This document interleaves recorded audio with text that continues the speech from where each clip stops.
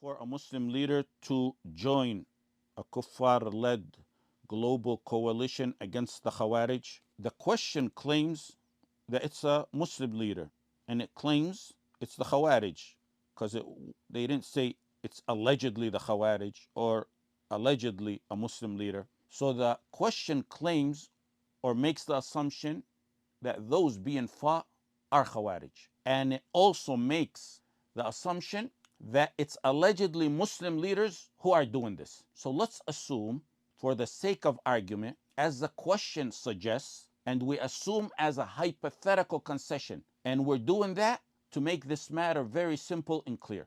In Arabic, it's called at-taslim al-jadali.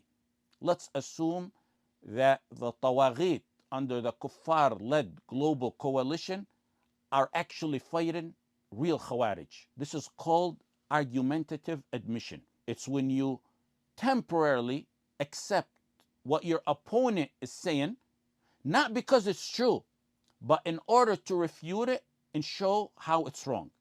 And it's a method used in the Quran. Allah subhanahu wa ta'ala says, قُلْ إِن كَانَتْ لَكُمُ الدَّارُ الْآخِرَةُ عِنْدَ اللَّهِ خَالِصَةً مِّن دُونِ النَّاسِ فَتَمَنَّوُا الْمَوْتَ إِن كُنتُمْ صَادِقِينَ. The Yahud claim that the Akhirah is exclusively for them.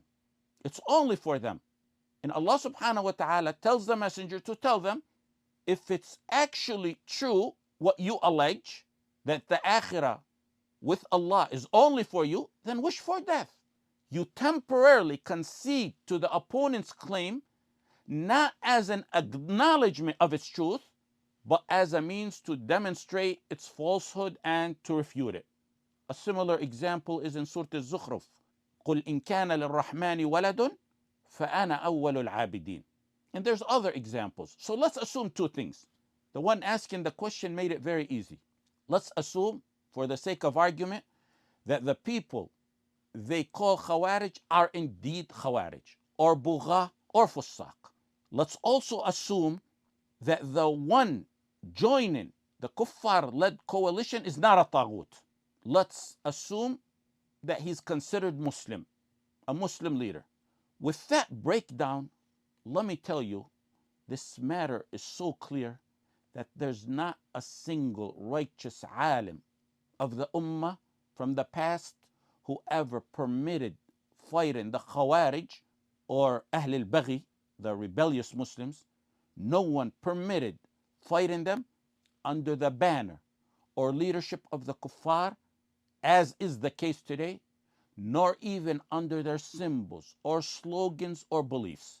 That's how clear this issue is. Ibn Qudama in al-Mughni said, وَلَا يَسْتَعِينُ عَلَى قِتَالِهِمْ بِالْكُفَّارِ بِحَالٍ. One cannot seek the help of the kuffar in fighting them under any circumstances. Al-Shafi'i in his book Al-Umm said something similar. Al-Nawawi, Ibn Taymiyyah mentioned something very similar. Al-Mawardi in Al-Hawi al-Kabir mentioned something similar to that. The verses are clear. وَلَن يَجْعَلَ اللَّهُ لِلْكَافِرِينَ عَلَى الْمُؤْمِنِينَ سَبِيلًا. Allah subhanahu wa ta'ala will never grant the kuffar a way over the believers. The word sabila is in the negative form, which conveys generality.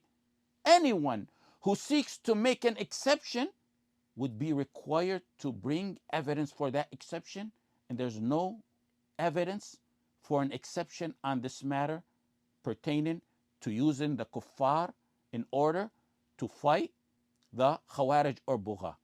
Al-Qarafi in Al-Dhakhira goes beyond that to say that if the Bugha and the Khawarij fight the righteous ones, the good people, a righteous leader, a legitimate leader, if the Bugha and the Khawarij fight that righteous, legitimate leader and force him and those righteous people into the land of Harb, the land of the kuffar, he said it's not permissible to fight alongside the kuffar against the Bugha and the Khawarij. Even in that situation, even if that country offers to help those Muslims and say, you know what, we can get those Khawarij out of here, we can get those Bugha out of here, we'll help you.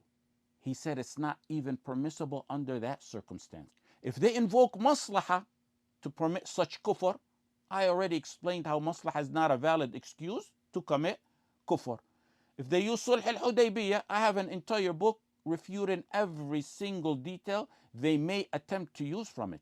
Some will desperately cling to exceptional incorrect opinions to mislead, like the opinion of the Ahnaf in this matter. The Ahnaf said it's permissible to use the kuffar to fight the bugha, and this mistaken view comes with very strict stipulations that they put. This opinion was opposed by the ulama, including the Malikiyya, Shafi'i, and Hanabila. الشيخ عبد اللطيف ibn عبد الرحمن ibn Hassan al Sheikh in مجموعة الرسائل والمسائل النجدية made three very important points about this. He said no one permitted using the kuffar to fight the bugha or khawarij except for a shadh opinion. The second point he made, he said it's based solely on faulty qiyas. The third point that he made is that whoever follows such views and relies upon them has pursued the rukhas. And we spoke about those who pursue the rukhas of the ulama.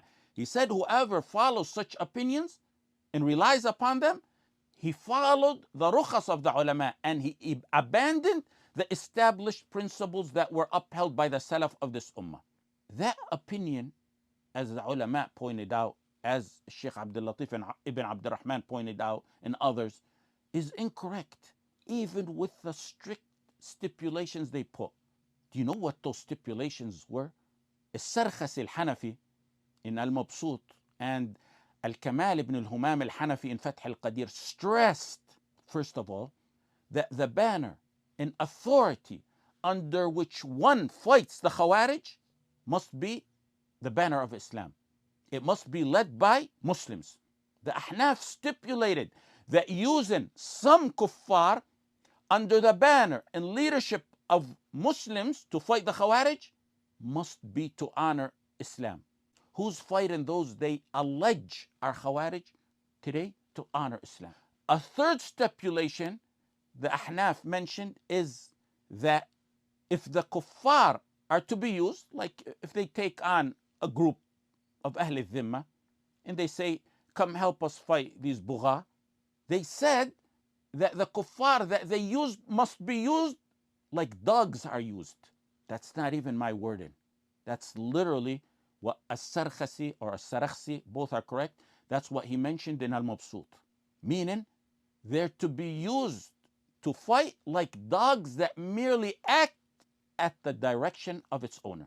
With those stipulations, they're still wrong. And it doesn't apply today. Today it's under the leadership of the kuffar, under the banners of kufr, under the beliefs of the kuffar. They join the coalition to honor kufr and uphold systems of kufr. They're the ones enforcing their agendas. They're the ones imprisoning Muslims when the kuffar request them to do that. They're the ones surrendering Muslims to kuffar. They're the ones doing everything precisely as the kuffar want them to do. With all those stipulations, the opinion is still wrong. The opinion of the Ahnaf is still wrong. They use qiyas and they use a rationale. They use qiyas on dogs and they use the rationale of using kuffar to honor Muslims. They said li'azaz ad-din. Their rationale is that the kuffar, like for example from Ahl al-Dhimma, they bring a group of 100 or 10 or 20 from Ahl al-Dhimma and they use them under their rule to fight the bugha and the Khawarij. They said it's to uphold and strengthen the deen of Allah subhanahu wa ta'ala. Li'azaz ad-din, they said. The ulama responded to that and they said the honor and strength of Islam can be achieved without seeking help from the kuffar. They said that seeking help from the kuffar is in fact a humiliation for Muslims. They even said that we should not allow the kuffar to humiliate the bugha. Meaning, it's not acceptable for us to permit the kuffar to humiliate actual khawarij and actual bugha. Compare this to the attitude of the murji'ah and their leaders who rejoice at the suffering and harm that Muslims endure at the hands of the kuffar, or the ones that tell their congregation to report Muslims to the kuffar so that they can be harmed. The Ahnaf also use qiyas.